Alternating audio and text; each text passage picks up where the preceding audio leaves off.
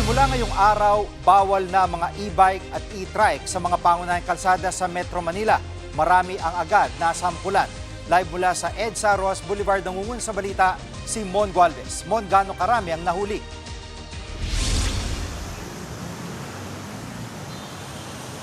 Jiggy, hindi bababa sa 20 ang mga nasitang e-tricycle at e-bike.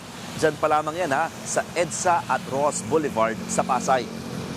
Isa-isa ngang pinara ng mga enforcers ng LTO ang mga nasitang e-bike at e-trike na lumubag sa ban, mapapribado man o pampasada. Sinuri nila yung lisensya at mga papeles ng mga ito.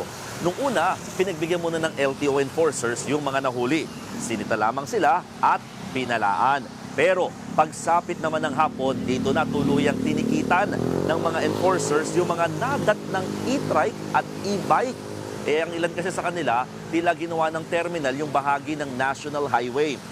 Kahit nga ang mga e-bike na dumaraan naman sa bike lane, sinita rin. Dagdag pa yung mga walang suot na helmet at nakatsinelas. At nauna nang ipinaliwanag ng LTO na para lamang naman sa kaligtasan sa lansangan ang ginawa nilang paghihigpit. Yan ay lalo takaw disgrasya raw kasi itong mga e-bike at e-trike kapag nasa malalawak na lansangan kasabay ng mas malalaking sasakyan. Narito ang pahayag ng LTO. Sabi ko nga sa mga enforcer natin, gabayan pa rin na maitabi nila, maialis sila doon sa national, yung major roads.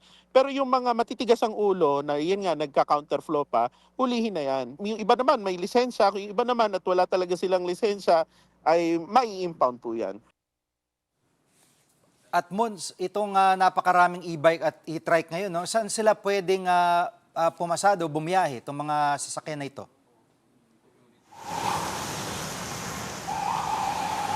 Jiggy, ang kailangan muna nilang iwasan sa ngayon ay yung 4 na national roads na pinakatinututukan ngayon ng LTO. Kabilang dyan ang EDSA mula Pasay hanggang Monumento, pati na rin ang buong kahabaan ng C5 Road, Ross Boulevard, maging sa Quirino Avenue hanggang Magallanes, malapit sa may South Luzon Expressway o SLEX.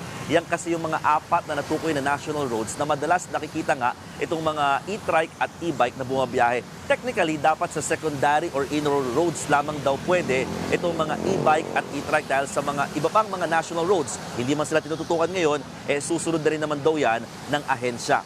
Samantala, Jiggy, nakatakdang maglabas din ng Joint Memorandum Circular ang DOTR, LTO, LTFRB kasama na rin ng DILG para tuluyan namang iparehistro na ang lahat ng mga e-bike at e-trike sa bansa. Yan muna ang latest. Balik sa iyo, Jiggy. Yan pong ulat ni Mon Gualvez live mula sa EDSA Ross Boulevard. Mga kapatid, Jiggy Manikad po, pagdating sa mahalagang balita sa loob at labas ng bansa, dapat una sa lahat, mag-follow at mag-subscribe na sa social media pages ng News 5.